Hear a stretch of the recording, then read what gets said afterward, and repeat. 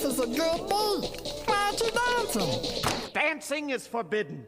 Dancing is forbidden. Dancing is forbidden. Dancing is forbidden. Dancing is forbidden. Yoo-hoo, running crew, welcome to Dancing is Forbidden. I am Ronnie, lifelong fan of and one-time voice on Aqua Teen Hunger Force.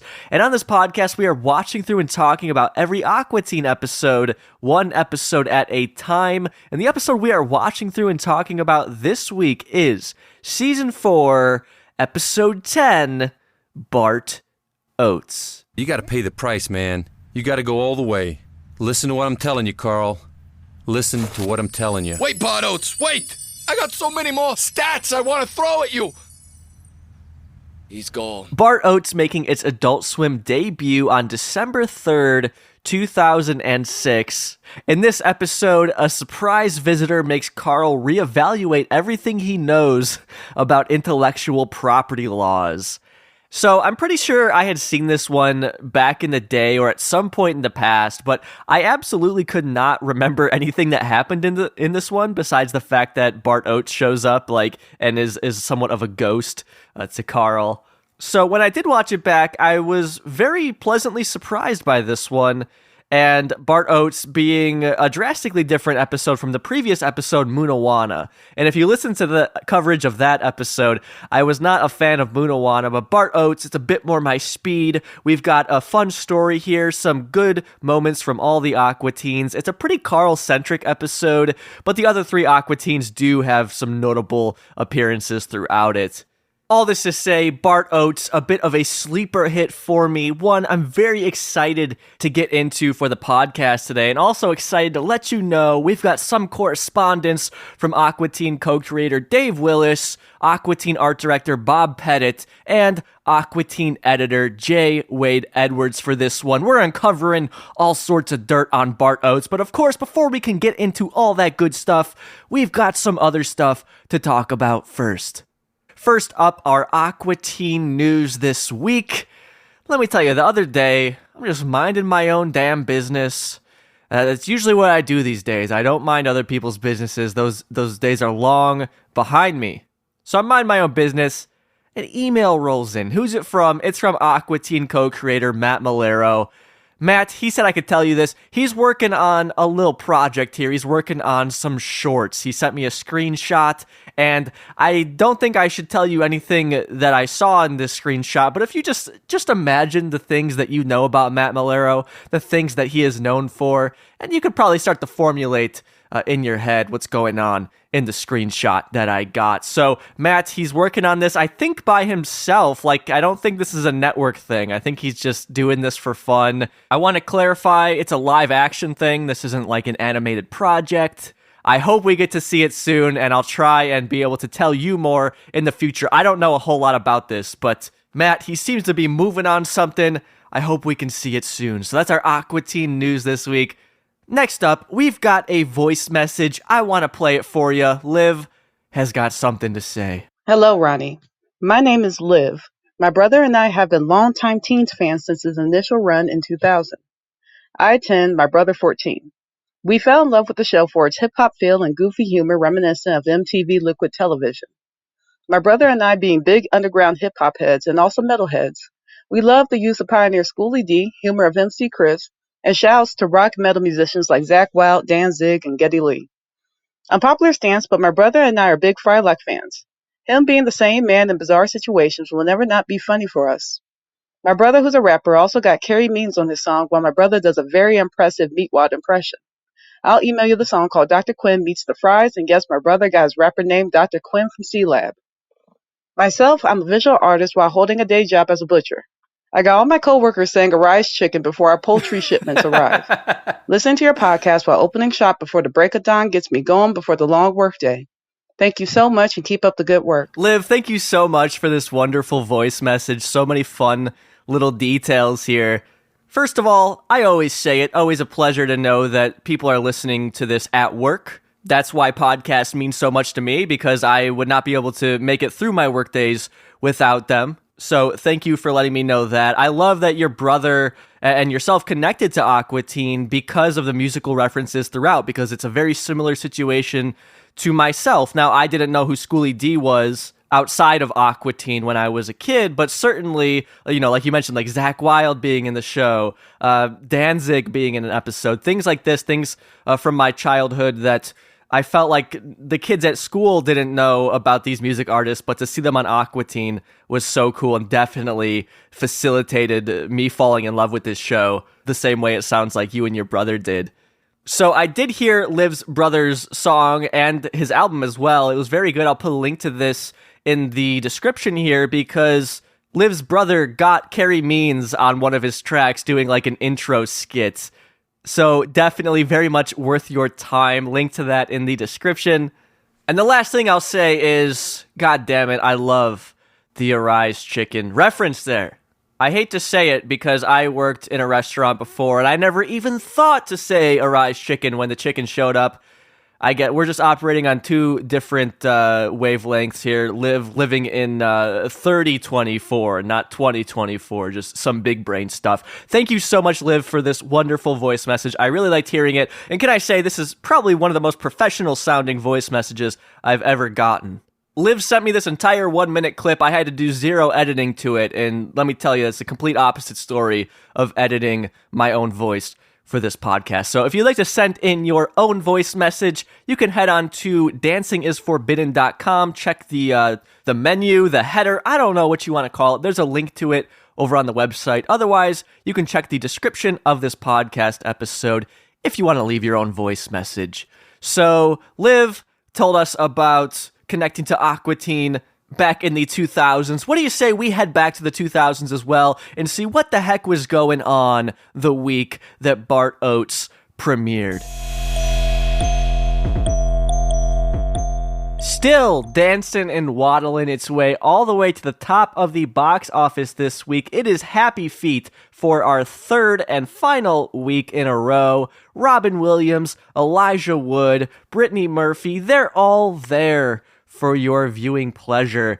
And honestly, I'm a little bit surprised to see this film so many times on this list and to see that it's done so well, because I don't really remember this movie making that much of a splash back at the time. I remember seeing commercials for it back in the day, but I absolutely wouldn't have guessed that it did as well as it did. But looking back at the cast on it, it's not really a surprise that it did this well. This week, it's got $17.5 million, and again, this is its third week, so that is a pretty good number there, especially for a film that's already been out for a couple weeks at this point. So it's still Happy Feet, nothing new there. I do want to mention the second top film this week is Deja Vu, starring Denzel Washington and Val Kilmer. So there's something else going on. The film is about a terrorist doing a bombing, some crazy shit. Look, we're in a post-9/11 world. What else are they supposed to write films about, if not dancing penguins or a bomb threat? Moving on here, let's give a little listen to our top album this week. Blood, blood. Yo, Dre, thought I was dead. West Coast, I'm the doctor's advocate. Nigga, Dre shot you, brought me back from the dead. That's why they call him the doctor. The math gon' drop him, and 50 ain't rockin' with him no more. It's okay, I get it poppin'. Whole club rockin' like a 6'4". Our top album this week is Doctor's Advocate by The Game, moving over 358,000 copies this week, which is a very big number here. And I'm not too familiar with The Game, but I was absolutely shocked because in the song I played for you, this is the lead single, It's Okay, One Blood.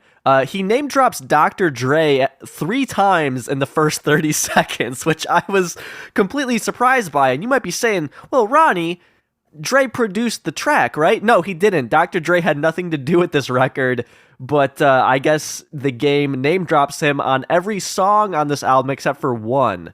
Now, I should say The Game's previous record, the 2005 album, The Documentary, was a huge hit, and it was produced by Dr. Dre. So they knew each other, but Dre didn't work on this album, and seemingly It's called Doctor's Advocate. It was even named after Dr. Dre in a way. And I guess this is the game's shtick, is that he name drops people constantly, like in his songs. So I found that super interesting because I'm not that familiar with the game's music.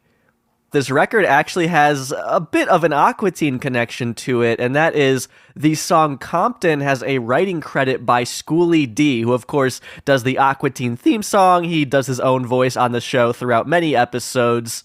So it was cool to see him in the credits on this one, but I don't think he performs on the song. I'm not entirely sure what his writing credit is, like if they sampled something he did or what, but Schoolie D, he does have his name on this one in whatever weird capacity that he does.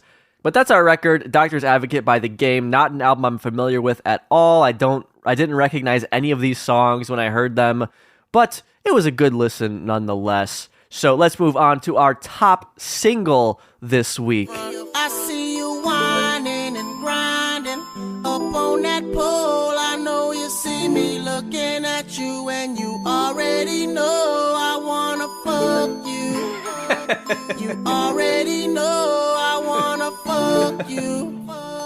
You already know, girl. Money in the air as Mofil. Grab you by your coattail, take you to the motel, wholesale.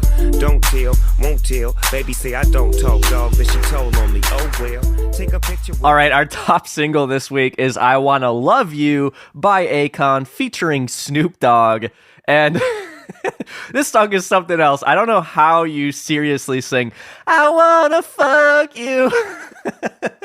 So I guess that was originally the name of the song, was "I Wanna Fuck You," but then that was changed. There's quite the interesting backstory to this song. So let me just read it to you straight off of Wikipedia here, because I don't know any better way for this to be written out. Florida rapper Plies was the original performer on this song, but Akon replaced his verses with those of Snoop Dogg's for commercial reasons. Plies was arrested on July 2nd, 2006 for illegal gun possession, while two of his people were charged with attempted murder after a shooting broke out at 238 West nightclub in Gainesville, Florida. Plies was performing a concert when he was informed that his show would be cut 15 minutes short in order to give time to Lil Boozy to perform right after. In response, Plies' entourage started to fire at the crowd, resulting in the injury of 5 people with non-life-threatening wounds. Shortly after, Plies was released after paying $50,000 bail.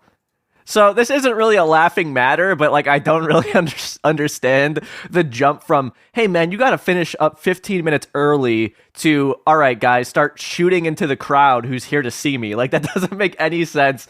This is absolutely batshit. It sounds like a goddamn Aqua Teen plotline here. But that's a little bit about this song. The last thing I want to say, besides the fact that I can't say I really recognize this song, is that I listened to the original Plies version. I found it online, and I think Snoop Dogg was a better fit. He fits the vibe of the song better. This Plies fella, a little bit more aggressive in his delivery, if you couldn't guess based on firing on his own audience. The other thing I want to say is, I think this is the first time I've ever seen what Akon looks like. Now, I know his music, but I didn't know what he looked like. I'm very surprised. I guess he just looks more like an average person than I expected him to. But, the old fire into the crowd trick that Plies came up with here, I'll have to keep that in mind for any future Dancing is Forbidden live shows. So, all right, our top alternative track this week is Welcome to the Black Parade by My Chemical Romance yet again. I'm going to say it now. This is our top alternative track for the rest of the season, basically, so I'm just going to stop bringing this song up. As much as I love it and as much as I heard it growing up, I don't got to keep talking about it every week. But I do want to say, on November 27th, so within this past week before Bart Oates premieres, the band The Offspring announced that they were back in the studio recording their first album since 2003's Splinter. And this record ended up being Rise and Fall, Rage and Grace, which is an album I listened to a heck of a lot in 2008 or 2009, around when it came out. So cool to see that.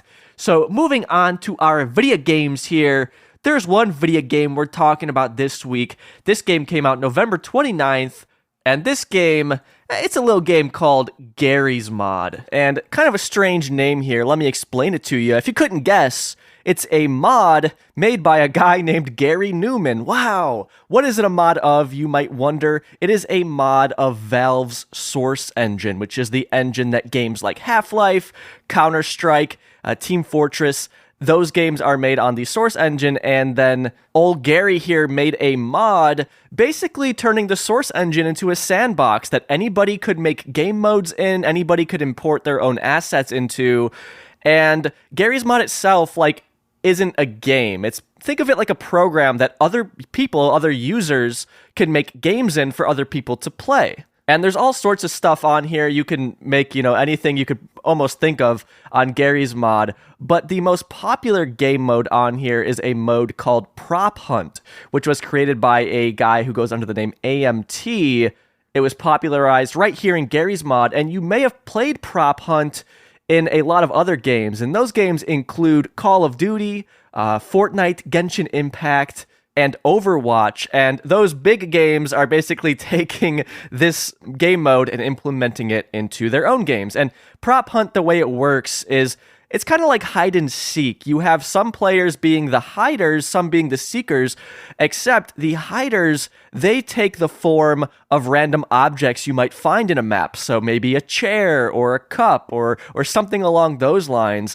And then they have to hide in the map, and then the seeker has to go out and say, wait a second, that giant chicken statue isn't normally in the middle of the map. That's a player. And then they catch you, they find you, and then you got to find other people. So that's just one of the many modes that you could find in Garry's mod. That mode, again, still living in other games today and originating in Garry's mod. But Garry's mod itself is still very, very popular. It came out here in 2006, and as of this recording in February of 2024, it's 2 a.m. as I record this. There are currently 17,000 players in Garry's mod right now, and within the past 24 hours, the peak was almost 30,000 people playing this game. So Garry's mod, it's still going strong. So alright, it is December 3rd, 2006, and you're just a real piece of shit, a real bastard, a real dredge on society. You love killing people. You love when people die. You love sacrifice. And fortunately for you, this is your week. You absolutely loved the film Deja Vu, except you weren't rooting for Denzel or Val Kilmer. You were rooting for Jim Caviezel. You liked that he was doing that bomb and blowing shit up and being a terrorist. You love Akon's I Wanna Love You, although the caveat to that is you're not playing that dog shit fucking Snoop Dogg version.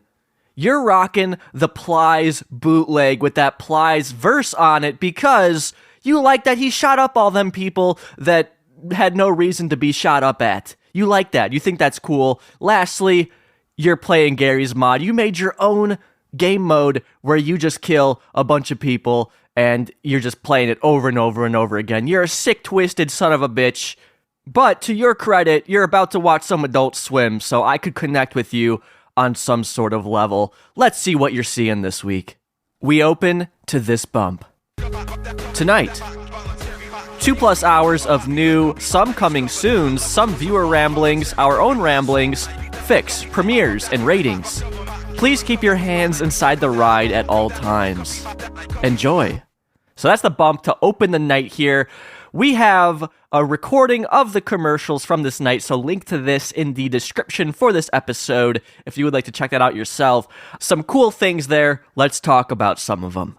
First up, I couldn't help but notice there were a heck of a lot of Tim and Eric Awesome Show Great Job promos throughout this night. And Tim and Eric Awesome Show Great Job was Tim and Eric's show after Tom Goes to the Mayor, which is ending in 2006, and then they're picking up with Awesome Show Great Job in early 2007. So that show is soon coming.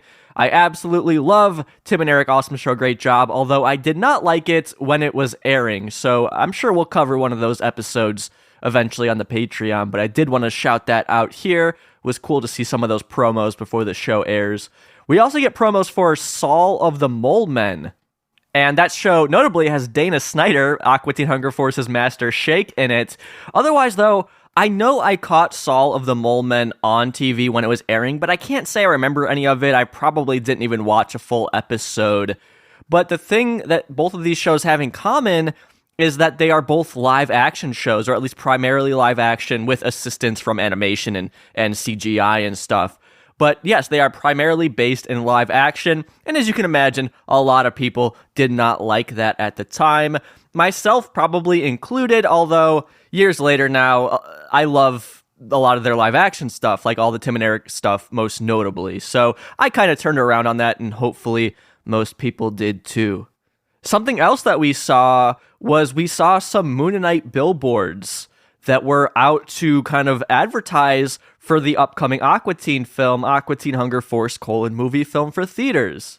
That film coming out April 10th, 2007, and this being a precursor to the Boston bomb scare with those Moonanite light brights around. This is kind of a precursor to that because they were advertising for the film, and the Boston Moonanite bomb scare happened in January of 2007. So next month from now is when that goes down. So we see, the seeds of that in place. So kind of interesting to see those billboard bumps on Adult Swim here, now knowing eventually what goes on to happen.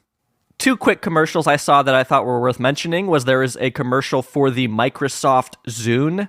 The Zune being Microsoft's competitor to Apple's iPod, and this actually came out about a month ago in our timeline here. It came out November 2006. I had a friend who had a Zune, and I remember just thinking like, oh, those are like weird, but now that I've learned a little bit more about the Zunes, they actually did seem pretty cool. Like they had some cool features that the iPod did not have.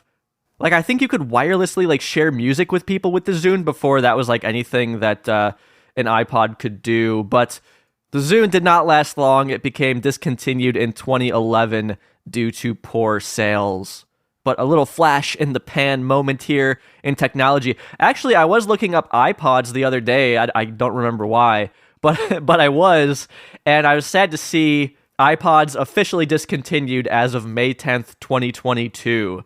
And, no surprise why the iPod got discontinued because we all use our phones now. So, the last commercial I wanted to shout out is for the Ali G box set.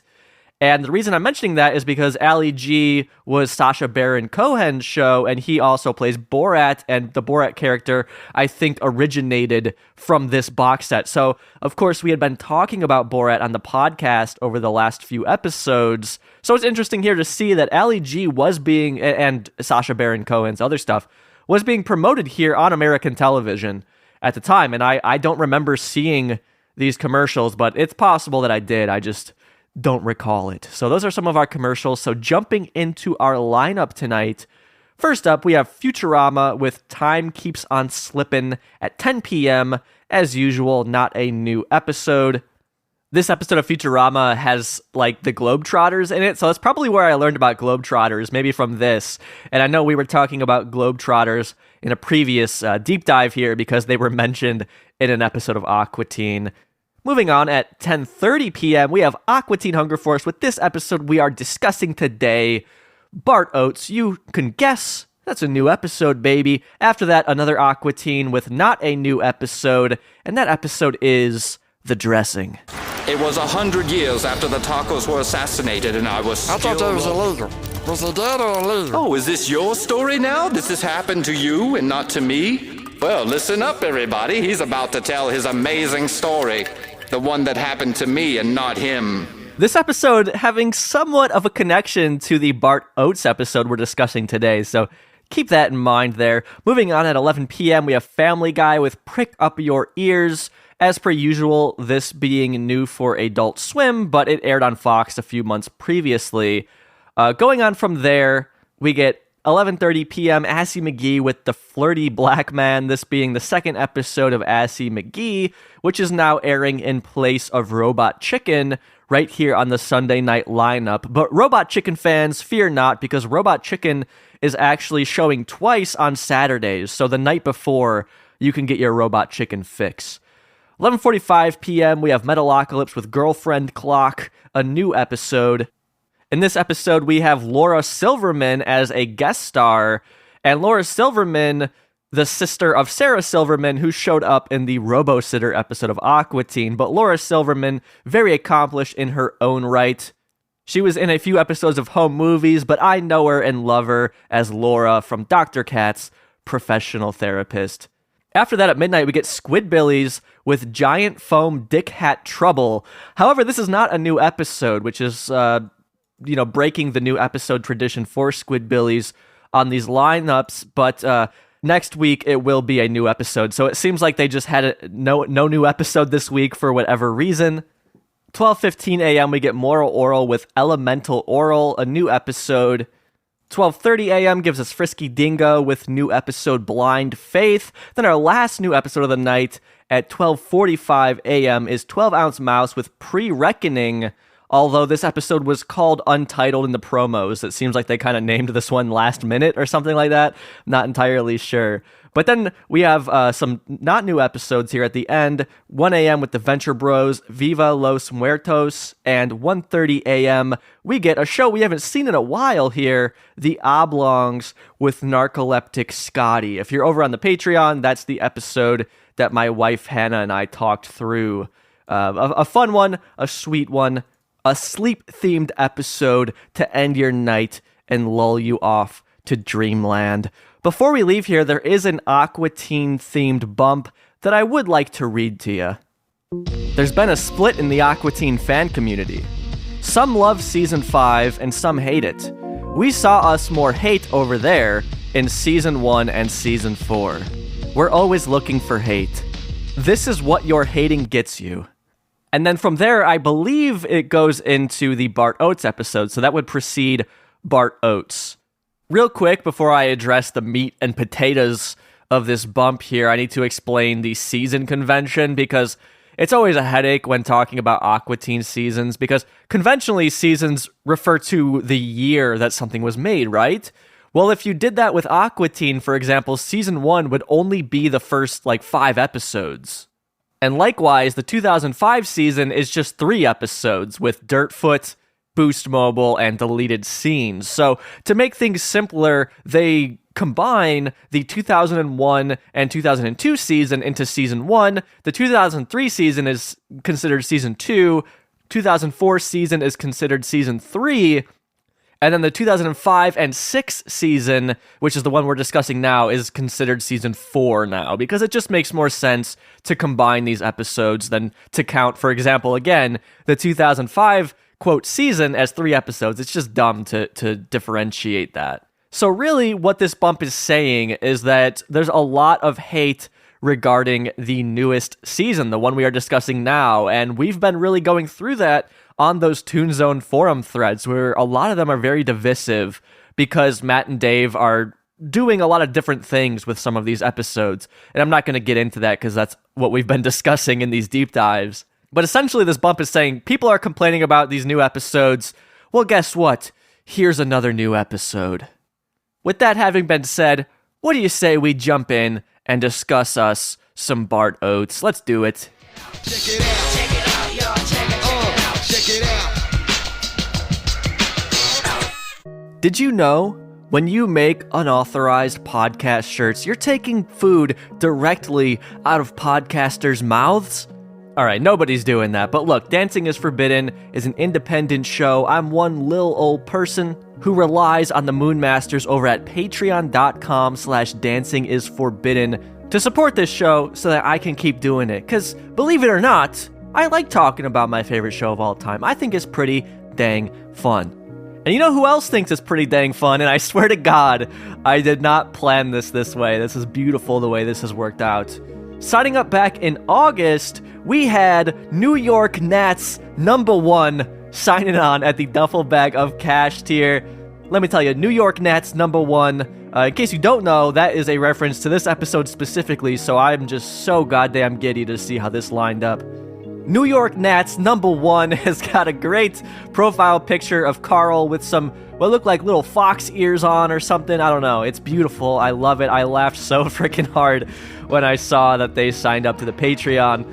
And believe it or not, New York Nats #1 is a lifelong Giants and Aqua Teen fanatic. Thank you for signing on, and also signing on back in September of last year, we had Joss H. And I knew Joss from Twitter. Joss always had some interesting tidbits for me on Twitter when I still used that website. Always some insightful tweets over there. So it means a lot to have Joss not only send in tweets, but send in some support and love to the podcast. Joss, New York Nats #1. This episode's for you both. I'm doing it as hard as I can. Coming up next, Aqua Teen Hunger Force. Bart Oates making its television debut on December 3rd, 2006. This episode airing with a TV 14 rating, which I think is reasonable given the content of these 2006 episodes. Again, we are firmly out of TV PG territory. Going forward, it's all TV 14 and TVM. A couple notes on the title of this episode. So first of all, the title is the football player Bart Oates' name. It's Bartoates. That's how his name is spelled. That is the name of the episode because he shows up as himself in the episode. But if you're watching this on HBO Max or if you're watching this on Adult Swim's site, it's actually misspelled. They forget the E in Oates. And my thought was, maybe they intentionally misspelled it. Like, that's something that Matt and Dave would do because that changes the meaning of the word from his last name to just like oats, like, oatmeal or something. But when checking the DVDs, it's spelled correctly on the DVDs. So I really think this is a typo. And also, other official places, it is spelled correctly. So it looks like there was some sort of typo in the packaging for Adult Swim's site and for HBO Max. The next thing regarding the title that I want to mention, and this is some Dancing is Forbidden exclusive info here, is I figured out the working title for this episode by accident. So I went back on the Wayback Machine to Adult Swim's site. I wanted to see what was kicking around on there this week in 2006, and they had a list of upcoming episodes, and this episode was not listed as Bart Oates. In fact, it was listed as Jumbo. And I know why that is. I'll explain to you why that is later, but an interesting tidbit to see, it's like Grim Reaper Gutters, Moonawana, and then Jumbo, and then after that, Antenna, which is our next episode we'll be covering next. So yes, working title on this one was Jumbo, and you might see the title misspelled depending on where you're watching this. So previously, supporter of the show Christian reached out saying, hey, I noticed you didn't cover Bart Oates. Are you going to cover that one, or are you skipping it? And the reason Christian asked this is because depending on where you're watching this, Bart Oates might be between Party All the Time and Global Grilling. And the reason for that is the production code. The production code on Bart Oates, even though it is the 10th episode to air this season, it was actually the 7th episode made. So that, again, would put it between Party All the Time and Global Grilling. In fact, on Adult Swim's site, it showed like Grim Reaper Gutters episode 64, Moonawana episode 65. Then it said, again, Jumbo, because that was the working title on this one, was episode 62. So this episode aired out of production order for whatever reason, and I guess they just needed longer to work on this one to finish it up.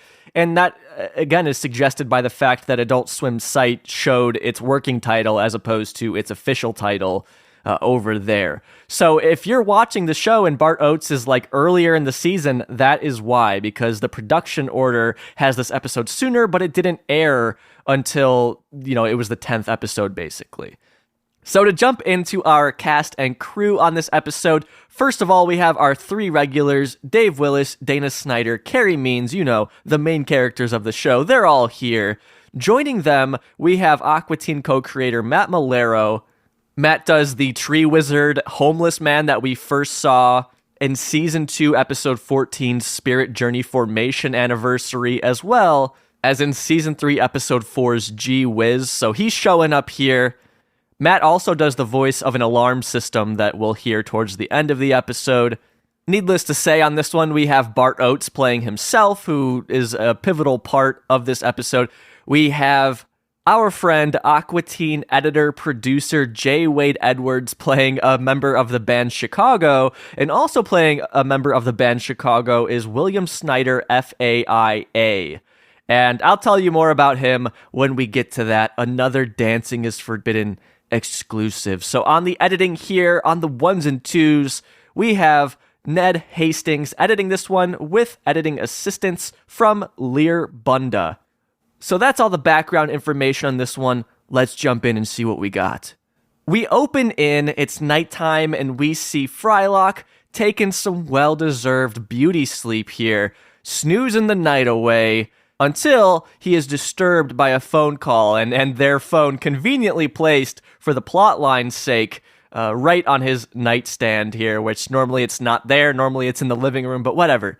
The phone is next to his bed. He picks it up. Who is it? It's none other than Master Shake and Meatwad. They done messed up. They got in trouble. They're calling from jail. Hello? Hello. Hello? Hello. Hello? Hello. Hello? Hello. I'm here. Oh, okay. Hey, man. How's it going? You know what time it is? Do you? Because it's 4:20 somewhere. I know that. You got the phrase? Are you drunk? Mm-hmm. Give me that phone. Look, before I start speaking, don't even think about getting angry, because if you do, I swear that I will hang up on you. Shake, what is it? What's wrong? Okay, you're jumping in already. Okay. We got into a little bit of trouble. Tell him nothing's wrong. But let me preface by saying we were framed. What? We were just the guys that happened to be there. We were framed. It was a total setup. All right, what was the setup? Wow. Now, why would I talk to someone who speaks to me in that tone? Just tell me what it is you did wrong. Oh, what? You think you did everything right? Okay, I see what's happening here. You got another DUI, did you? Hang up on his ass. I'm gonna have to bust down there, okay? I'm gonna have to take the bus from now on permanently, according to what some guy told me. And I ain't riding that cheese box. It's a major deterrent for the women. Women will not kiss you on the bus. Okay, look. It's gonna take me a while. Hang up on him. Hang up on him. So Master Shake does exactly that. He hangs up on Frylock, who's in the process of trying to help them get out of jail. And I absolutely love this logic here.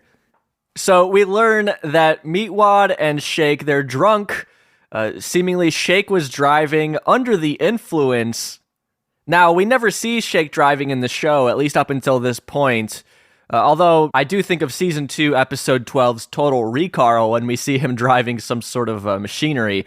But regardless, we never see him drive a car, but we hear references to it. For example, in Season 2, Episode 17's Kidney Car, when he stole Carl's car and banged it up. We didn't see him driving it, but we knew he did. And it's the same thing here. He was driving around drunk.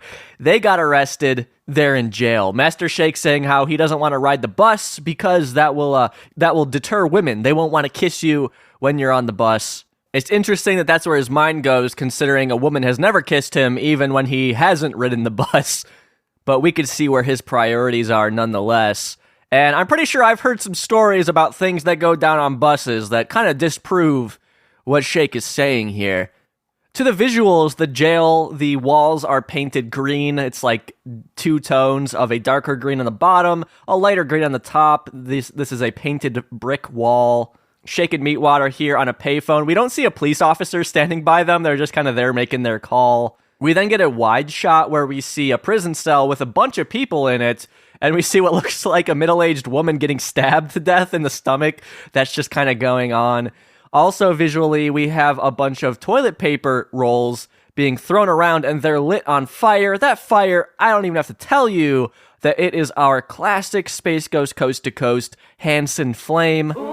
Something I found interesting was that when we see, like, Shake and Meatwad on this payphone, there's no graffiti on the wall by the payphone, which certainly does make sense and is a possibility, but I was like, wow, Bob Pettit didn't add anything to that? That seems a little bit unlike him.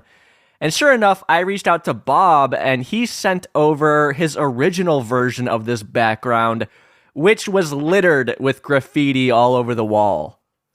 Keep an eye out on Bob's social medias, his Instagram and his Twitter. Both of those are at Pettit_art. Link to both of those in the description. I think Bob is going to be uploading this, but to describe some of it to you, because there's all sorts of graffiti here, somebody wrote, "Fuck you, bitch," and then crossed out, the top fuck is crossed out, and then somebody wrote over it, "No, fuck you," and then somebody also wrote, "Fuck you both," like pointed to both of those, like just so juvenile. And also, I'm not surprised that this wasn't allowed to be in the final episode, because this is airing on Cartoon Network after all. I see it says "fucking pigs," somebody wrote that. There's a lot of phone numbers on here, and somebody wrote "meth rocks," Bob saying that he liked to add puns whenever he could to the graffiti, which is hilarious. And then another thing that Bob intended to have on this background was a crudely drawn gun, and then underneath it says "pay up, Neil." And Bob explains to me that this is based on a t-shirt that a musician buddy of his wore on stage one night. So you can't see these in the episode proper. Again, keep an eye on Bob's social medias. He might be uploading these. But you can see some of them in the final original Aqua Teen episode, Season 11, Episode 9's The Greatest Story Ever Told. When Meatwad's visiting Frylock in prison, we see some of the exact graffiti that was supposed to be in this scene. So, some fun history there. Let's dive back into our episode now. Master Shake hung up on Frylock, even though he was trying to help them get out of jail. So now it's morning time. We're outside the Aqua Teen's house, and Carl is standing right there. Carl's going to be holding up a post-it note that says, "Thanks for car, heart M.S." So that is kind of explaining the car that Master Shake got caught drunk driving in. It was Carl's car. I mean, you could expect that, and you would hope that's what the case really is as an Aqua Teen fan. So Carl's there. He's angry that his car got stolen, but he's also there for another purpose, because Carl, he's got some very incredibly cheaply made bootlegs for the New York Giants, except them damn immigrants, they messed up. It says Nats. Hey, Fryman, I got this post-it note that was left on the curb for me. Thanks for car, MS. Oh, man. Yeah. I'm sure it'll be back. You think? Oh, that'd be so thoughtful. Hey, you like football, right? You're a big football man. No, actually, I don't like sports in general. But, I mean, you like jerseys, right? Because I got some Giants wear, super cheap, too. Active wear. It's for the total ultimate fan. Check it out. Oh, I really don't. Bad. Don't worry about this rip. I just accidentally ripped it pulling it out of the box. Oh, the Nats a team? Nah, Nats. What the frick? Supposed to be the Giants, I freaking told them, immigrants. No wonder. They cut me a deal. What a deal. They probably don't even have Giants in their country. They're so friggin' tiny. Look at this crap. Half of them dissolved in the box. Well, you know what they say. You get what you pay for. I tell you what. How about I take 20% off? How about no? Oh, come on, man. I've seen you flying around so fast, people won't even notice. Right? High five, football fan. I really don't like sports, Carl. Oh, yeah? Well, you're a... Well, I assume that is Carl dropping the F-bomb, and I'm not talking about fuck. I'm talking about the other one. I think that's what he was supposed to say, which was edited out. So these shirts are very fun. You heard Carl say, "Oops, I accidentally ripped it pulling it out of the box." There's like a chunk of the shirt missing on the side because these shirts are so incredibly cheap. And the big issue here being that it says Nats instead of Giants on it.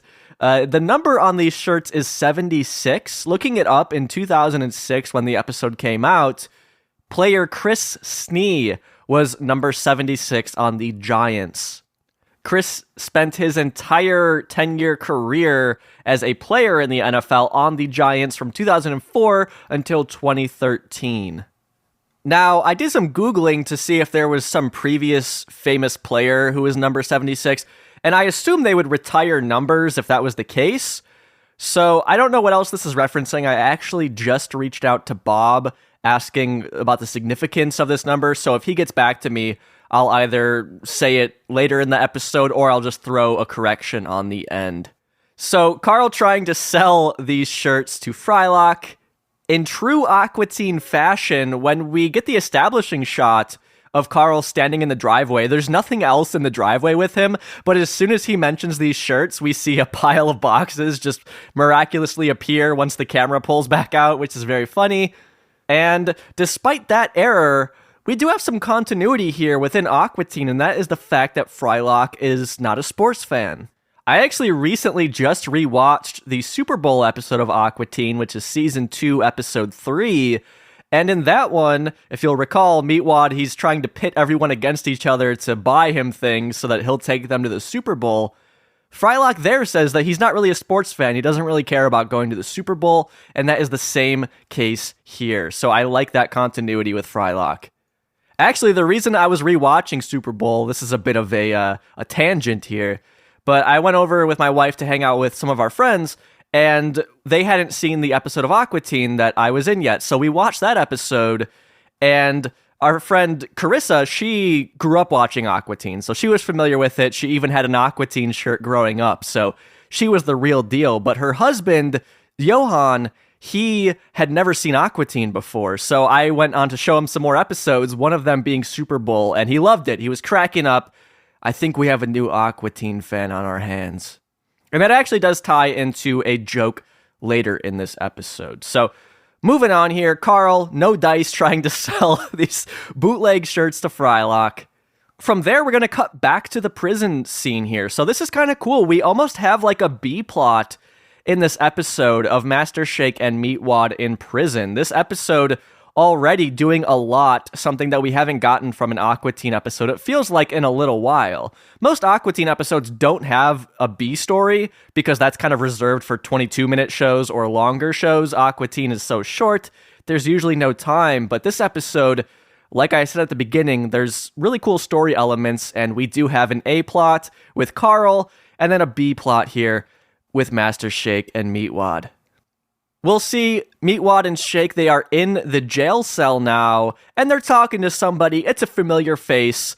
It's the tree wizard, played by Matt Malero. Look, it's the third house on the right. Just, you feel free to crash there. Drop me a poop. Yeah. That'd be cool, really. That'd be cool too. There's a big computer in there. You like the internet? Use all you want. Pants the wrong way. Oh, very important. Security code. We ain't got no. So just go right in. My pants stuck to my butt. When does Frylock get in here? I don't know, but I'm pissed about it. So this is Shake and Meatwad trying to get the tree wizard to, like, come over, which, again, is reminiscent of Spirit Journey Formation Anniversary, when they're trying to, like, sell him or rent him a room or sell the house or whatever the plot line is there. So this is kind of similar to that. I like that they just want this guy in their house, even though he's clearly, he's got some stuff going on. Worth mentioning is that he does say something about how he wants to drop a poop. And in my emails with Bob Pettit, he sent me a picture of, like, the jail cell, and there is a toilet that is overflowing that didn't make it into the episode. Now, I don't know if this ends up in a future episode, but this drawing is disgusting. It makes me want to fucking throw up looking at it. But I don't know if that was done kind of in reference to this line, like there was, or just in general, it's just gross to have this overflowing toilet in a prison or a jail cell. But we also get a pulled back shot where we see a bunch of other characters in the scene. They're all just kind of like hanging out at the edges of the cell, which is convenient for framing purposes. All of these other characters in the cell I do not recognize. Like, I don't think we've seen them in previous episodes. It's possible these are colon movie film for theater assets, but I'm not completely sure. From there, we're going to jump to Carl's room now, where Carl is sleeping, and we're really going to start to get into our A plot, because as Carl is sleeping, somebody is going to appear in his room, and no, it's not Cybernetic Ghost, and that's exactly how that episode starts back in Season 1. No, it's a different ghost. It's Bart Oates, the football player.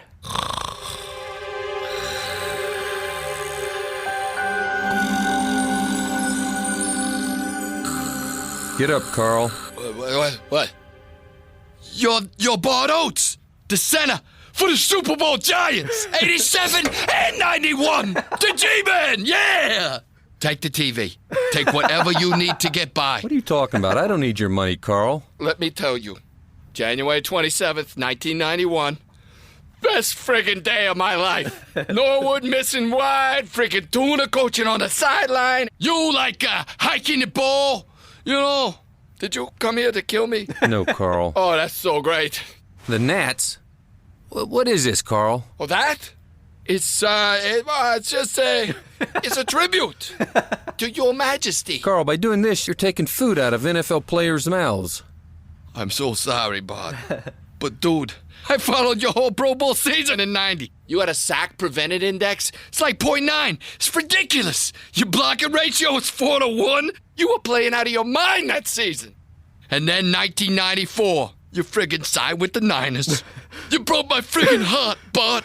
You pancaked it. You broke my freaking heart, Bart. I don't know that we've ever seen Carl this emotional. He's like on this emotional roller coaster of excited, and then he's upset, and he's just all over the place. A great performance here by Dave. Voicing the character of Bart Oates is the real Bart Oates, which you can conclude he is in fact not dead, so it doesn't make sense that he's a ghost here when he's very much still alive as of 2024. He's still doing lots of stuff. So to talk about Bart a little bit, he won 3 Super Bowls, 2 with the Giants, like Carl said, in 87 and 1991.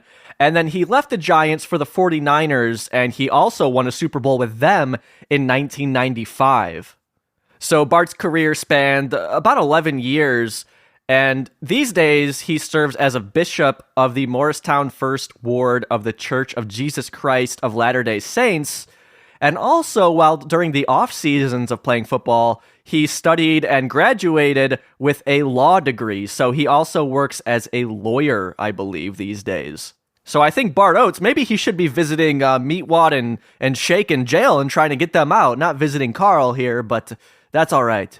Visually, to Bart's character, they drew him just to look like him, except Bart's number was 65 in the NFL, but in the episode, his jersey says 6.5, which is a fun little joke there. And the way that they have him like as a ghost is actually very, very smart for a show like Aqua Teen, which of course is done very cheaply, very quickly, because he really doesn't move much in the episode, and because he's a ghost, he floats. They don't have to have a walk cycle for him. He kind of just floats there throughout the episode, so it's a very smart thing that they did that. Not only does it serve the plot of him being a ghost, but again, they really cut down on having to do all these animations of his model for the episode. Bart shows up, and he tells Carl what he's doing is wrong. He shouldn't be bootlegging these shirts because he's taking food out of NFL players' mouths, which the NFL makes a lot of money. I would guess most of its money off of merchandising. And I should say that's the exact opposite of the Aqua Teen guys, because anytime they've seen any of the bootleg merch that I've made, they've been very excited by it. However, I should say that I haven't really sold anything, so I'm not exactly taking food out of anybody's mouth. Although I really question if they get any sales from merchandise anyways. So, we see our plot start to unfurl here. Carl, he's got a ghost, and it's not the ghost of Christmas past from the future. It is the ghost of NFL copyright laws. We're still in our same scene here, and we're going to get a flashback to a younger Carl about 12 years previous in 1994, or maybe 93, when it was announced that Bart would be playing with the 49ers. So we cut to Carl, and he's in his house, he's in his living room, and the only real difference with him is he has long hair in this shot 12 years previous. However, the interesting thing is that we've seen this hair before. It is from Season 2, Episode 20's The Clowning. It is the wig that Carl wore at the very beginning of that episode, the brown long hair. He's got that. He's going to rip up a poster. He's so heartbroken. I was there when you destroyed my poster, and you said, I hope he gets injured. Enjoy San Francisco, pansy. I hope you tear your ACL, jackass! I said that? 3 years later, I had knee surgery, and I had to retire, Carl. So I made you have, like, knee surgery by saying that? In a way, yes, you did. That's awesome. I mean, I'm sorry in retrospect, but that's so awesome I was able to do that. I hate the Niners. Carl, he's taking joy that he spoke that into existence, seemingly, which is the exact opposite of Maya Angelou. Now, I know the Venn diagram of Aqua Teen Hunger Force superfans and poetry superfans is basically a circle, but in case you're one on the very outskirts of that circular Venn diagram, Maya Angelou was sexually abused and raped by her mother's boyfriend when she was 8, and she told her brother about it, who told the rest of the family, and the guy was found guilty of it, but he was only jailed for 1 day, so her family took matters into their own hands and killed the guy who abused her, and because she spoke that into existence, she went mute for 5 years because she was like, oh my god, my words can kill people, and so she completely stopped talking. And that's the opposite of Carl here, because he's like, awesome, I fucking, I made you tear your ACL and have to fucking quit the NFL? That's incredible. So, yet another piece of evidence for the differences between Maya Angelou and Carl. To address what happened in that scene, though, I'm not seeing anything about an ACL injury on Bart Oates. I'm not seeing that led him to retire, any sort of injury like that. I think this is just for the sake of the episode, because I'm looking at documentation from 1996, and it looks like, so Oates, I guess, joined back with the Giants, who he played most of his career with, after playing a few seasons with the 49ers, and then he quit as a Giant, but it looks like he quit at 37 years old just to go pursue a law career. I'm not seeing anything about any sort of surgery or anything like that, so I could be wrong. I'm definitely not your go-to information on sports, but like looking up Bart Oates and ACL, all I'm finding is references to this Aqua Teen episode, so I'm not completely sure. It's funny to me to see how angry Carl was over Bart joining the 49ers, but I guess that's sports for you. I don't really get it, but that's what some people like to do. They like to get mad that millionaires are playing for different corporations. That's what Carl's invested in. It's a good thing, though, because even though Carl was so angry in that clip, he seemingly is okay with Bart now. Like, when Bart first showed up, he's like, take my TV, take anything you need to get by. Like, he still has a respect for this guy. He was only so angry that he went to the 49ers because he loved him so much on his beloved team, the Giants. So, our last clip of this scene, Bart, he's kind of going to reveal also why he's here. It's not just to guilt Carl about his bootlegging operation here. He wants Carl to be a better person. So, Carl, I want you to do something for me. You want some Nats t-shirts for your family? I'll cut you a deal. We'll go 40% off on those. Hey, Carl, do you want to be a winner? You got to lay off the salty foods. Don't drink so much. Try some exercise. Maybe go out with a woman you didn't have to pay. You know, sex isn't everything. Neither is the band Boston. If you want to be a champ, you got to pay the price, man. You got to go all the way. Listen to what I'm telling you, Carl. Listen to what I'm telling you. Wait, Bart Oates, wait! I got so many more stats I want to throw at you. He's gone. So you heard there Bart mysteriously just like vanishing, but before he does that, he does grab a box of the bootleg shirts, even though there's a few other boxes in Carl's room. So speaking of Carl's room, I feel like we have not seen it that much this season. And when reaching out to Bob, I asked him about Carl's room and the creation of Carl's room.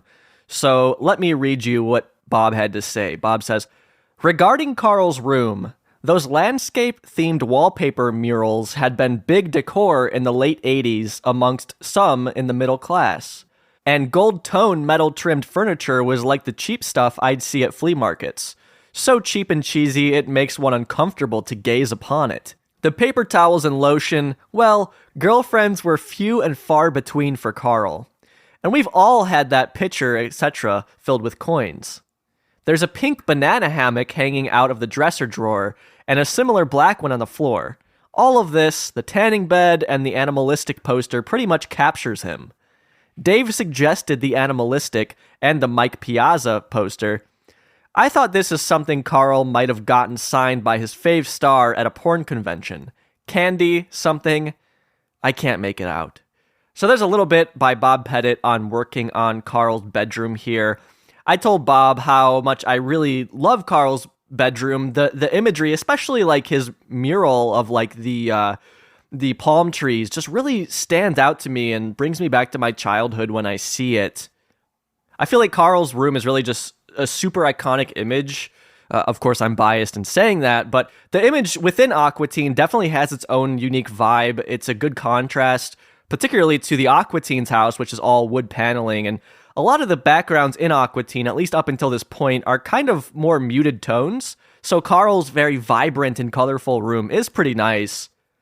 So a lot of love here for Carl's bedroom, even if the stuff throughout it is kind of gross, intentionally so. Bob mentioned the sports poster in Carl's room. I do want to mention that in a previous clip, when Carl was talking to Bart Oates, he mentions Tuna, who was the coach for the Giants, and we see a Tuna poster in Carl's living room. That's we see it from time to time. That's what that is in reference to. To the end of that clip, though, I like when Bart's disappearing, and then Carl's like, wait, I have so many other stats to throw at you. Like, yeah, I'm sure that's what Bart wants to do, is sit around there and listen to those stats. That's like me with Matt and Dave. I'm like, wait, I have so many other trivia things to tell you about. So that's our A story for now. Let's jump over to our B plot. We're back in the jail cell with Meatwad and Master Shake. And Shake here is smoking a cigarette, which I guess contributes to that TV 14 rating. And I should say, when they're in the jail cell, it's very smoky, and that explains why. I didn't really put two and two together before. I was like, why is it so smoky in there? But I guess it's because people are just smoking. And again, all the other characters in the jail cell are kind of out of frame most of the time. We do pull back and see them all. They will reference one of the guys who will shake his head yes. But otherwise, we're kind of zoomed in on Shake and Meatwad here. I'm so hungover. Did you see me pounding those daiquiris at the bar last night? I was a maniac. What was I thinking? You pounded one. Well, I pound what I can afford. Oh, my man over here, he wants a daiquiri now. He says I got to smuggle one back in, up my butthole. Whoa. Fresh or the mix? Fresh. Oh, God. That would be so cold. So when Meatwad says that, we see one of the guys there. He's all tatted up. He's got no shirt on. He just kind of nods yeah. He's like, yeah, I want him to do that. I'm absolutely delighted by the pacing of this episode. And when Aqua Teen does this A-plot, B-plot thing, it works so well for this show because literally, to cut up scenes of what's going on with Carl, they just jump into whatever Meatwad and Shake are up to, they just tell a quick joke, and then they cut back to Carl. And I think this works so well. The pacing feels so great to watch and also to talk about for this podcast. Like, nothing feels like it's dragging because they do what they need to do, and then they can just cut to just some inconsequential thing. Like with Meatwad and Shake here. Like, it's just, look, have them tell a joke about this daiquiri situation, and then cut back to Carl. And it's just, I don't know, it's so nice. And we'll see if they do this more going forward. It's certainly not the first time that they've done this, but it's definitely not the norm for Aqua Teen. I want to talk about the background here. First of all, it's disgusting inside this jail cell. Like, it's just really gross. There's stains, and you can guess what those stains probably are, all over the walls and on the floor. We see some graffiti in the jail cell now. I mentioned there was none in the finished episode, out by the payphones, the telephones. But in the jail cell, there is, and it's actually quite surprising. So when I was reading it, because of course this is a standard definition show, so you can't get a real crisp look on these small background details. And also the jail cell is so smoky, it's hard to make out. I assumed that this scribbling said, "I love Virginia," but a part of me was thinking, does that say vagina? Is that what it says on the wall? I'm like, no way does it say that. I reached out to Bob, and I felt like such a fucking dirty boy asking. I'm like, I assume this says "I love Virginia," but then I also said, a part of me thought it said vagina. And sure enough, Bob says, yep, it's vagina. Bob says, originally I had bars partially cover it, but I never knew how Dave and Matt and the editors might frame a scene as it went through revisions. It was a fluid creative endeavor. So originally, Bob had this kind of covered up by bars, so you couldn't completely make it out, but they don't use those in the final episode, so you can see it says "I love vagina," but it's written in a very like chicken scratchy kind of way to where it kind of does look like Virginia. So super surprising that made it past like standards and practices, but it did. There's also some other writing on the wall that says "bite me," but that's not as exciting to talk about. It's not nearly as titillating, that's for sure. But you know what is titillating? Our next scene here, because we're going to cut to Carl's backyard. He's in the pool, a rare sight of Carl in his swimming pool. This does not happen often. He's shirtless in the pool. He's doing laps, but they don't actually have him swimming. He's just like doing his normal Carl walk. You know, his hands are on his hips, and he's just kind of wading through the pool. He's exercising.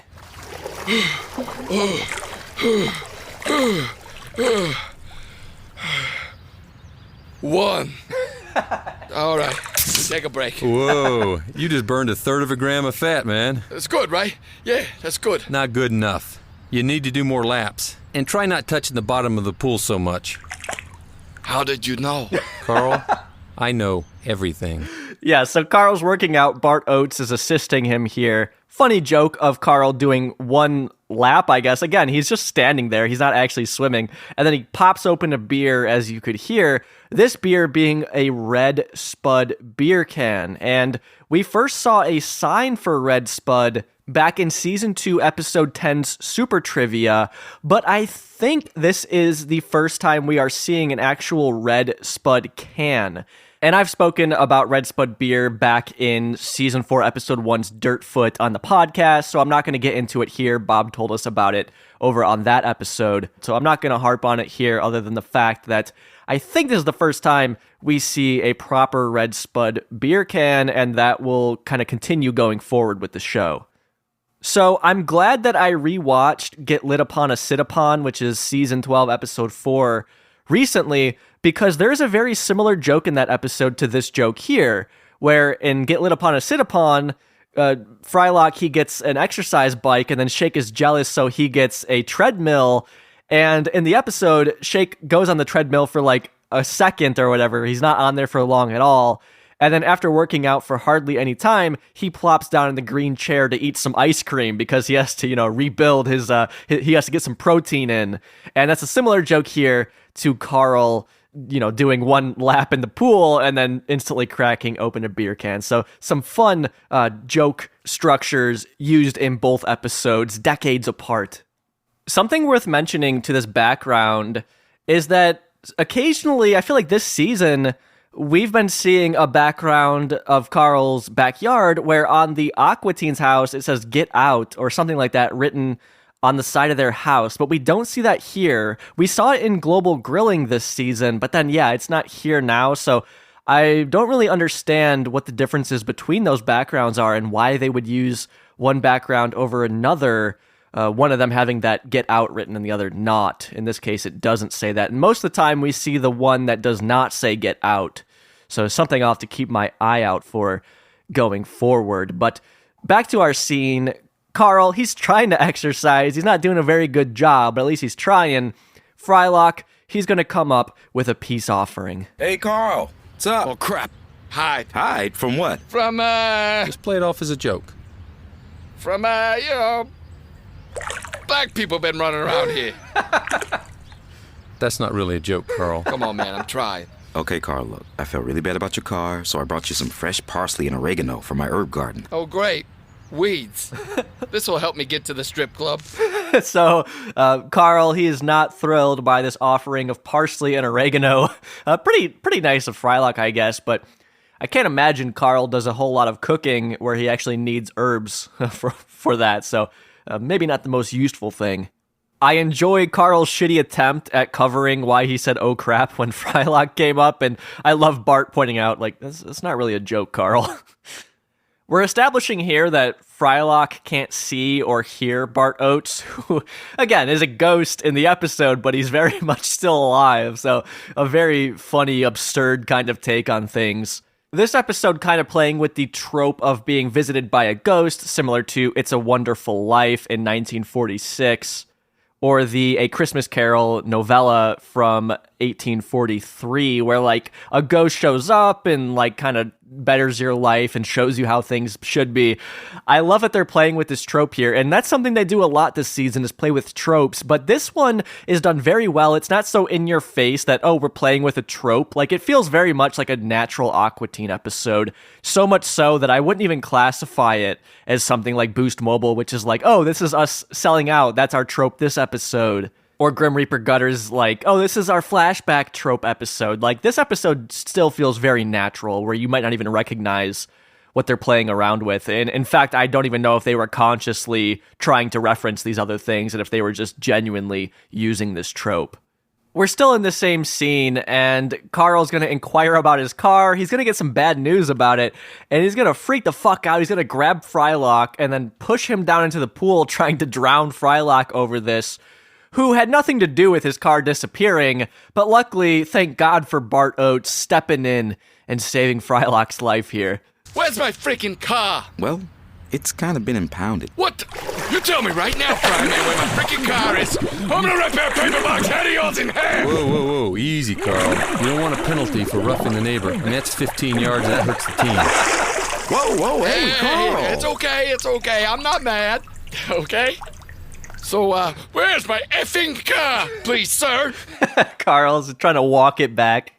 I'm enjoying all the football lingo we get throughout this episode. Now, certainly I don't know what all of it means, but I can identify that it is in fact hunky football speak.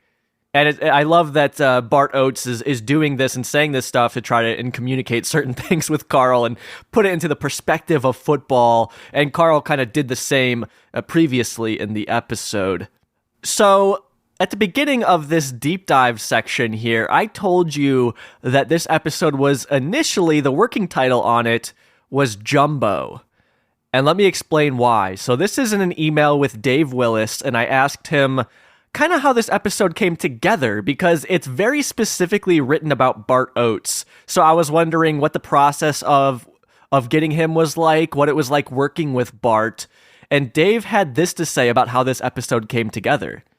Initially, I was thinking Lawrence Taylor. This is Ronnie cutting in to let you know that Lawrence Taylor, he played for the Giants and is considered one of the greatest defensive players of all time. So back to Dave's email. Dave says, "Then I had a conversation with friend and WFMU Best Show host Tom Sharpling, who is a Jersey guy." Ronnie cutting in to let you know that Tom Sharpling, of course, was Willie Nelson. No, not that Willie Nelson in Season 2, Episode 15's The Shaving. Dave said, he said it would be funnier if we had some lower-level meathead guy like Jumbo Elliott, who apparently still owned a few Dunkin' Donut franchises in Jersey. But for whatever reason, we couldn't make that happen. Bart Oates had a funny name, and he was on a couple of those giant Super Bowl teams. On top of that, he picked up the phone when we called, and he was nice. That always counts for something. So we tailored the script to him. I asked Dave if Bart was familiar with Aqua Teen beforehand, and Dave said, and no, of course he had no clue about our show. But as of last year, he has gone back and forth with @TheRealCarl2 account on Twitter. And I know he did some podcast somewhere talking about it. This is Ronnie now. The @RealCarl2 account on Twitter is run by Dave. He pretends like he's Carl when he's posting on it. So Bart, he wasn't familiar with Aqua Teen, but he was very nice. He seemed to be great to work with. And he doesn't seem to have forgotten that he did this show, which I think is very cool. But if I could jump over to Bob's email really quickly, Bob had something similar to say. Because remember, Bob, he was an artist on the show, but he would get the full scripts. And Bob said, by the way, the original title of this episode was Jumbo Elliott, who was another Giants lineman. Jumbo and his agents must have said, fuck off, lol. Bart Oates did appear in the original script also, but it ended up being only Bart. So Bob makes it sound like at some point both of the guys were supposed to be in it. I'm not entirely sure there. But that is why the working title on this one and the title on Adult Swim's site before it aired was Jumbo, because originally the episode seemingly was going to be about Jumbo Elliott, but when they couldn't make that work with him, it was just about Bart Oates, hence the episode being Bart Oates. Which I think is great, because I'll say it up front, I don't give a shit, that Bart does great. I think he's doing a really good job. He's not a voice actor, he's not an actor, he's an NFL player and a lawyer. Like, that's what he does, and I don't know, sounds good to me. And it's not a small part in the episode. It's not like he shows up for one line. Like, he's one of the main characters throughout it. So, great job, Bart. But okay, let's jump into our next clip here. And it's kind of interesting. They're going to really cut ahead because our last clip was Carl drowning Frylock because he wanted his car back. But in our next clip now, he has the car, which I'm totally cool with. I like when Aqua Teen just like jumps to the next plot point. And Carl is outside of the prison, so we're outside here. Bob did a great job on this background. It's a grimy old state prison here. Carl's there with Too Wicked, Master Shake, and Meatwad. They've been bailed out, so Carl did them that solid, but he's not going to give them a lift home. Carl! Well, look look who's off to the slammer. Bailed you out, dumbass. Oh, well, good. I'm driving. Let's go. I'm driving. No, you have no control of your bladder. Hey, Carl, what are you doing? You gotta go back. That's not right. You are trying my patience, Bart Oates. What do you want from me? I absolutely love Shake and Meatwad in this episode, and I think it's because we see so little of them that they can just be firing on all cylinders every time we see them. Again, like I said, because it's kind of a B-plot, we just cut to them to get some jokes, and that's it. And I'm happy to get some jokes from Master Shake and Meatwad. I just love their use in this episode.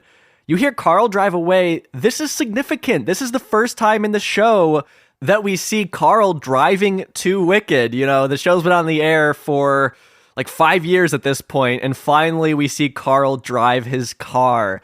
And now, it's not the first time we've seen Too Wicked driven. For example, I know in Season 1, Episode 11's Bad Replicant, Major Shake drives it away towards the end of that episode. So it's not the first time that we've seen the car driven, but it's the first time that we're seeing Carl drive his car. I was a bit confused initially why Carl would bail out Shake and Meatwad, but I assume, it's not said in the episode, but I assume that it was because of Bart Oates. You would think that Bart told Carl to bail them out because it's the right thing to do, even though, like, I kind of side with Carl. Like, I don't think he should have bailed them out. Like, they stole his car, and it's not even the first time they've done it. Like, I wouldn't blame him for letting them sit in jail, but Bart Oates, I guess, is a better person than I am. So, in our next clip now, Carl, he didn't give the guys a ride home. He was driving to the cemetery here on yet another one of Bart's missions. Carl, he's apologizing to a gravestone. Look, I'm so sorry. I'm sorry that you tried to walk in front of me when I clearly had the right of way. Hey, Carl, you know, that's not really the spirit of this. All right. Look, reset. I am very glad that the forensics could not match the paint on your face to the paint on my fender. But I am sorry that you had to pay the ultimate price for not looking both ways. I did not wave you on. I was flipping you off. Carl. Okay, all right. I'm sorry, you're dead. You're in the red zone now, buddy. You got to close the deal. Well, me answering questions to a bunch of cops, we're never gonna bring you back. Be a champ. Go all the way. Okay, I'm sorry I hit you, all right? That's as sorry as I'm ever gonna be. You were old, I could tell. More of that football lingo here that Bart's throwing at Carl, but it seems to be working. Carl, he's making amends the best he can. I don't think he's doing a great job at it, but it's better than nothing. And surprising here to learn that Carl has killed somebody with his car, but I guess also not that surprising, right? Not a whole lot to say about that background. Bob did a great job. I mean, it looks great, but it's just a nondescript cemetery location. I couldn't spot any jokes in the frame or anything like that. But we've gotten a lot of new backgrounds in this episode, which I think kind of explains the previous episode, Moonawana, a bit, and that episode only had one new background, which was only seen at the end. And I think that was probably because of the cost of this episode, perhaps, or just like they didn't have money left over in the budget for more backgrounds that episode or something like that. Because to me, it's kind of stark to go from an episode that didn't have that many backgrounds to this one where we're getting like a lot, and some of them we only see for a little bit. So backgrounds galore in this episode, and speak of the devil, we're about to get a new background. Carl, he's going to be visiting the band Chicago in their, I guess, green room, some sort of dressing room of sorts, where he's making yet another apology because the Giants, they're not the only brand that he has made bootleg merchandise of. Okay, guys, look. I'm sorry that I made an assload of money selling these in the parking lot of your show. They ain't supposed to say Chicano. It was them dumbass immigrants I had working for me. Anyways, I want you to have this.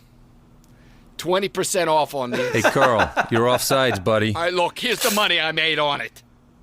$40 and change? Damn it, you know everything. All right, look, I'll make out a check to, how about I make it out to Chicago? All right, friggin' cash. Fine! Who was that? I don't know, but check it out. $43 and change. All right. So that is actually the band Chicago. No, I'm just kidding. On voice duties there, the first voice that we heard was our friend, Mr. J. Wade Edwards, longtime Aqua Teen editor and producer. Who was that? And Jay, he was our first long-form interview on the podcast, and I know a bit about Jay's music tastes. And I gotta say, Jay, he likes a lot of cool stuff. He likes a lot of garage rock, a lot of bands that are so cool, you probably never even heard of them. And when I saw him playing this Chicago character, I was like, Jay's too cool for Chicago. I don't think he would actually be in Chicago. So I reached out to Jay to get his thoughts on the band Chicago, because again, I'm like, I don't see him wanting to be in that band. Jay says, oh good lord, yeah, I hate Chicago the band. Great city. I played a member of the band because ... I was in the building.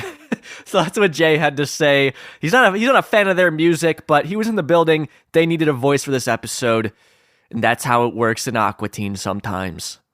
So let's move on to our second voice in that clip, because this one took some digging. $43 and change. All right. The only other voice on this episode is for William Snyder, FAIA.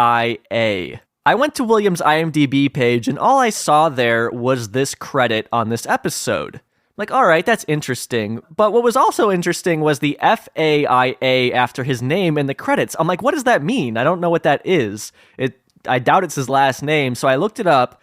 FAIA as a title stands for Fellow of the American Institute of Architects. So I'm like, okay, William here is an architect. I looked him up and I found his LinkedIn where it said that he is in Nevada. And then the old cogs start turning in the brain because, this seems a little obvious in retrospect. What's his last name? Snyder. I remembered a podcast with Aqua Teen voice actor Dana Snyder, voice of Master Shake, saying that when he was a kid, his family moved to Nevada because his dad was an architect and there was a hell of a lot of building going on in Las Vegas. That was Dana Snyder's dad. $43 and change. All right. A little hard to believe because he sounds nothing like Dana, but that is certainly the case. And I found some articles about William, and it mentions his son Dana, who is an actor. So yeah, that's Dana Snyder's pops. Case closed, problem solved, and I'm very surprised that I hadn't seen that listed anywhere online. So I asked Dave Willis how they got Dana's dad involved or why, and he said that he forgot he was even in the episode and he couldn't remember how that went about. But a fun little cameo nonetheless. Looking forward to talking to Dana about it whenever we get him on the podcast. Let's take a step back for a second. I'll tell you a little bit about the band Chicago. They are from, and you guessed it, Chicago, Illinois. They were originally called the Chicago Transit Authority, but they just shortened it to Chicago. I think Chicago Transit Authority is kind of a cooler name than just Chicago, but they're a very big band. They blend like rock and soft rock with jazz rock. They're kind of jazzy. There's lots of people in the band. They have lots of horn players and stuff, hence you heard some horn playing in that clip. They're kind of just riffing on this band here. If you've seen Little Nicky with Adam Sandler, you'll be familiar with Chicago because there's a scene in that film where they play a Chicago record backwards and there's like some message from Satan or something along the lines of that. The joke there being that Chicago's kind of this lame vanilla band on the surface, but if you play their music backwards, it's like evil. But by and far, Chicago's most popular song probably is 25 or 6 to 4.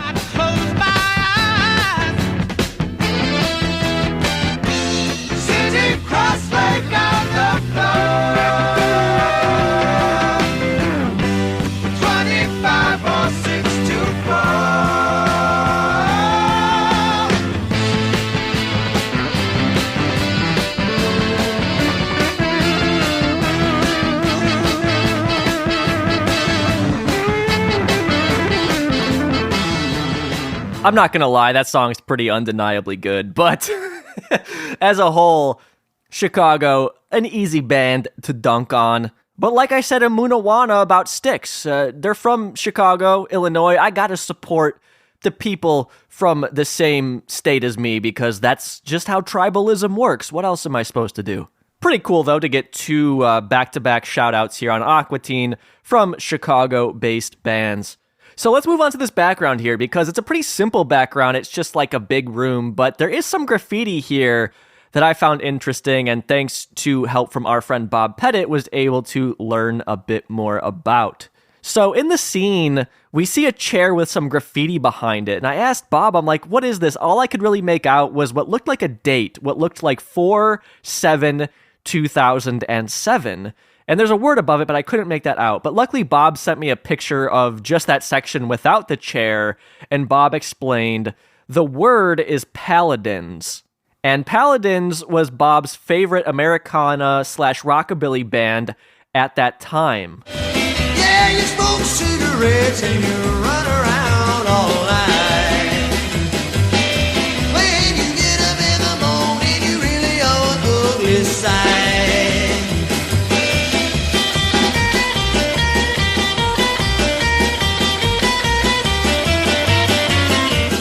So that's what that word is in reference to. Gotta say, the Paladins, a way cooler band name than Chicago. And the date, Bob says, I must have guessed the episode would air in 2007. So the date, I guess, was Bob trying to be topical, although as we know now, the episode came out in 2006. But what I found interesting was if this does say 4/7/2007, which is what it looks like, that Bob was 3 days early of the premiere of Movie Film for Theaters, which came out 4/10/2007. So a fun little connection there. Otherwise, very, very, very briefly in the scene behind the band, we see a sticker, but we can't make out what it says. Well, Bob sent me a picture of just that sticker, and Bob says, another sticker we can't see is a nod to a buddy's band, High Test. So very briefly, if you ever caught that sticker behind one of the band members, it's for Bob's friend's band. So all right, this is a lot of explanation about that clip. The last thing I want to say about it is I just like the way that, of course, Carl is on his bullshit with these bootleg t-shirts that all end up with spelling errors on them. This t-shirt for Chicago saying Chicano, which is a very different meaning than what was intended. And it was funny the way that once Carl leaves, after kind of going through this whole charade with him talking to Bart, which the band would think he's crazy because ostensibly they can't see Bart Oates like Frylock couldn't earlier. So it's just this guy walks in and is just talking to himself before throwing a bunch of money and walking away. But I like the way that the band member played by Dana's dad is like, all right, $40 and change or whatever. Like they're excited about that in this stage of their career, because I should say, Chicago, they were founded like in the 60s, and they're still going today, but in 2006 they are, let's just say, past their prime. Moving on to our next clip here, Carl is on yet another mission with Bart Oates, but this time it has nothing to do with Carl's past, and things are going to take a very quick turn here. So we find out we're at Linda Hamilton's house, who plays Sarah Connor in the Terminator films, and Bart Oates, he's not only a ghost of some sort, but he's also some sort of machine. He will rip his skin off, and then underneath, it's not high-tech at all. He's made out of what looks like some sort of like chicken wire or like a garbage bin or something. He's filled with trash. We see like a banana peel. He's very incredibly low-tech. And he's going to explain how all of this was with the ulterior motive of getting Carl to kill Linda Hamilton. And, well, I won't even describe it to you. They'll say it in the clip. But to the background, it's a very nice mansion, but interestingly, we have these, like, Terminator heads right by the gates, and those will light up as alarms go off at the end of the clip. I don't recognize this place. Carl, huddle up. This is Linda Hamilton's house. She is destined to play Sarah Connor in The Terminator, and Sarah will give birth to John, and he will lead the resistance to the rise against the machines. Well, I mean, she's already been in that movie. Well, I've been sent by the machines to get you to kill Linda Hamilton. What are you talking about, man? She's an actress. Come on, Carl. You gotta do it, brother. You gotta go all the way. Do it for Tuna. Do it for LT. Come on, man. This is our house. This is Linda's house. We gotta run a trap, and you gotta lay a big hurt on Linda. Lay a big hurt on... Listen to yourself. She's an actress. It was a movie. This is friggin' stupid. Stupid? Are you kidding me? Listen, man. When I had my knee surgery, the computers replaced all my parts with metal machinery. You want to see? Looks like they did it on a budget. I don't see any computers in there. What? A lot of cans here. Oh, man. The computers lied to me. Oh, you think? Oh, no. My whole life is a sham. Intruders All right, drama queen. Get out of here before Linda wakes up. Absolutely batshit insane. Like, it's like they just flipped a switch and now this is completely different than what we were doing throughout the episode. It doesn't really explain why Bart Oates was trying to get Carl to be a better person. I can only speculate on why, but ultimately the goal was for him to kill Linda Hamilton because she will go on to play Sarah Connor, who will give birth to John Connor, who will stop the machines. And basically what this is that essentially is the plot of the film Terminator, is that the Terminator has to go back in time to kill Sarah Connor because she's going to give birth to John Connor. And what's happening in Aqua Teen is they're taking that a step back further to where Bart Oates has to get Carl to kill Linda Hamilton so that she won't play Sarah Connor in the Terminator. You could see where this is going. Like, it's basically a step back and a very meta take on the film The Terminator here. Now, Carl points out this makes no sense. First of all, this is a movie that he's referencing. Second of all, the movie was made 22 years before this is happening now, so it's absolute nonsense. At the same time, though, I love Bart Oates bringing in this football terminology still to try and get Carl to do this. He's like, all right, huddle up, Carl. In my email with Dave said, what a crazy episode. I just watched it. The computers lied to me. So I guess that's one of Dave's favorite quotes from the episode, because that's what Bart says. He's like, the computers lied to me because they told him that they made him out of high-tech machinery, but he's not. And also, maybe he's starting to realize that what they told him to do is like kind of nonsensical. It's funny seeing Carl be the voice of reason. Like, all throughout the episode, Bart Oates has been an authority figure to him, but then here Carl's like, what are you talking about? Like, that's a movie that already happened. I don't know what you want me to do. What will killing Linda Hamilton accomplish? Like, it's just so good. There is a very new connection, though, between Aqua Teen Hunger Force and the Terminator that is worth mentioning. This is as of late last year, the 12th season of Aqua Teen. Lance Henriksen, who has been mentioned on Aqua Teen before, he is in Terminator.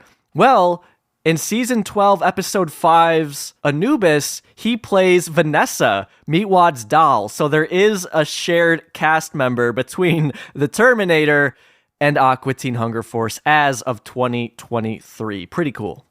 I want to mention that security voice because remember when we were going through the Adult Swim lineup and we had the dressing? Well, listen to this voice in this clip. I will mute the main dialogue here.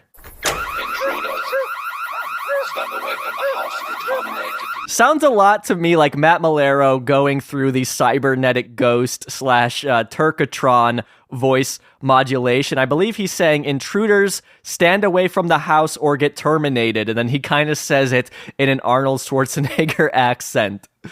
This episode is really ramping up. Like, they're not explaining a lot of stuff with how Carl got his car back. I mean, you could assume what happened, but they're not showing how he got his car back. Then we cut very quickly to Bart Oates just being, he flipped a switch and now he's like, you got to kill this actress. And that's going to continue into our final clip of the episode. We cut to Frylock's room where Frylock is performing a bit of brain surgery on Carl. Carl's scalp is off and Frylock is removing a BB from Carl's brain, and then we will see a clip where Bart Oates, he got Master Shake to shoot that BB into Carl's head. Whoa! What the hell is that? It's a BB. It was lodged in his frontal lobe. But how did he get a BB in his brain? Milkshake, we're in the goal line offense, baby. You got to score. You're a champ, buddy. Go all the way. I don't know. I didn't figure out how to shove a daiquiri up my butt. And that is it. That is Bart Oates. And this clip is kind of confusing. It possibly suggests a few things. The way that you could possibly read this clip is that the whole thing was kind of like a hallucination because Carl, like, maybe he was imagining all this because his brain had a BB in it. But we did see Shake with Bart Oates. And then I think the last line in the episode kind of discredits that theory, which is Meatwad talking about that daiquiri that he has to shove up his butt. And that is a direct reference to earlier in the episode when one of his cellmates wanted him to bring a daiquiri to jail up his butt. So my take on what this final scene is like at some point, Bart Oates gave up on Carl. Instead, he's trying to get Shake to do his bidding. He had Shake take Carl out because maybe he was afraid Carl would tell the police on what he wanted to do with Linda Hamilton. And that's kind of it. A bit of a rushed ending, but I actually really enjoy it. I like it a lot. So before I go into my thoughts on this episode, let's dive into the thoughts over on the Toon Zone forum. These posts are from the week that this episode debuted back in 2006. As always, link to this whole thread in the description. Overall, there's not a lot of conversation here. There's only 15 comments in this thread, but people seem to enjoy this one. User Moto Pete says, "Good episode. I like the shirt gag. But when did Meatwad become a drug user? Last week, crack and weed. This week, he says it's 420. Yeah, that's a good point, is that Munawana, he's talking about smoking crack cocaine, and now here he's making a 420 joke. We don't normally get drug references, even in Aqua Teen in general, but really not from Meatwad. But, hey, I guess drugs are on Matt and Dave's mind while writing these 2 episodes. User The Mist says, Carl repenting was the funniest thing I've seen all week. Like, everything between when Bart Oates showed up and, well, basically the ending was pure gold. So it's refreshing to see people here liking the episodes so much, which is, not the case, as you're well aware, over this season. But that's what's going on over at the Toon Zone forum in December of 2006. So, jumping into my thoughts on Bart Oates, and I kind of gave you some of them up top in that this is one I always kind of stayed away from on rewatches because I knew it was like Carl with some football player, and I just didn't think it would be that good of an episode. But god damn it, it's not the first time I was dead wrong. I was so surprised by how much is packed into this one. Again, with the A plot and the B plot thing, the way that we cut to Master Shake and Meatwad for a quick joke to then transition us in our scene back to the A plot with Carl and Bart Oates. I like seeing Carl have to make amends with all these people, but all these situations are pretty interesting, pretty funny. We get a range of things from, he bails Meatwad and Shake out of prison just to be a better person. He has to, apologize at a gravestone, but then he also has to give money back to Chicago for bootlegging off them. And it's funny that joke is kind of reoccurring off of the Nats joke from earlier in the episode. A Carl-centric episode is not new for Aqua Teen, most notably Season 3, Episode 13, Spacegate World, aka Carl. But this episode does a really good job of giving us some moments with all of the Aqua Teens. We have a decent amount of Frylock here, and it's cool to see Frylock and Carl interact throughout the episode. We don't get that a lot throughout Aqua Teen, where it's just Frylock and Carl. But again, too, just getting cuts of Meatwad and Shake, seeing them in prison and playing around with that is a lot of fun. Everybody gets a little bit of time to shine here, even though it is firmly a Carl-based episode. It doesn't feel like Matt and Dave just didn't want to write for the other Aqua Teens, which is, spoilers, something we will see in Season 5.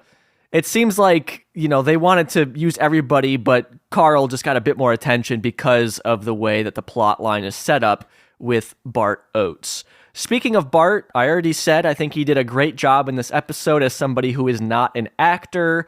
I think it's just such a specific thing. It's this specific player. Carl is addressing this specific real NFL player, and it makes the show feel more real in a way because, like I've said, I don't know anything about football. I have no relation to Bart Oates as a football player.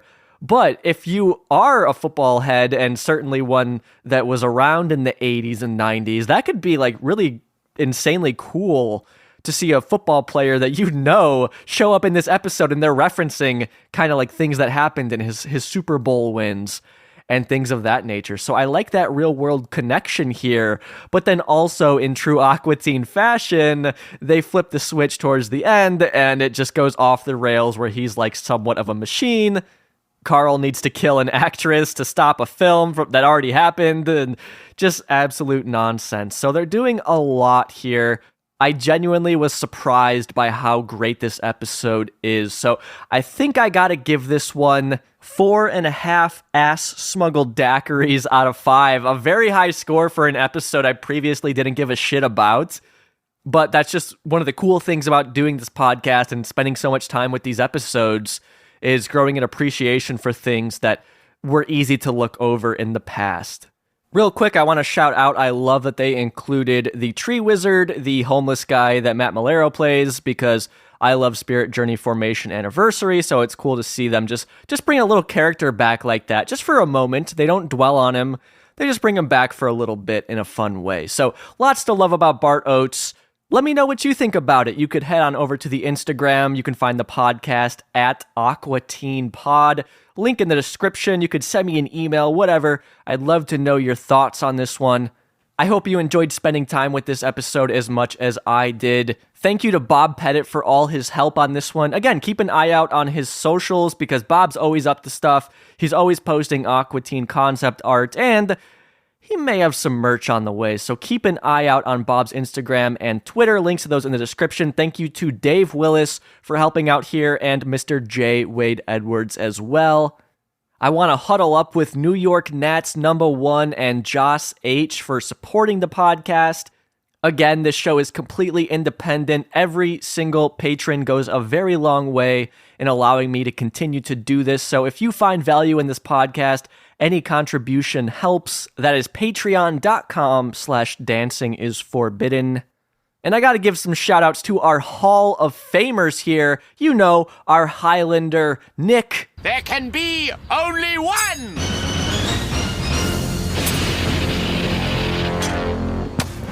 Bart Oates only won one Super Bowl with the 49ers, just like there's only one Nick. And of course, shout outs to our #1 in the Hood G tier patrons, Sean, Ian, Captain Buford, Robinson, Jason, Carl, Lecheraton 69, Empower 706, Swimwiki, Lurvinator, Tegan, Thorin, The Grumpy Dwarf, Garrick, and Caleb. You guys can buy some bootleg Aqua Teen shirts any day of the week. I'll see you on March 11th when we're diving into the episode Antenna. It's gonna be a wild ride. Talk to you then. Keep it cool. Take it easy. Bye-bye.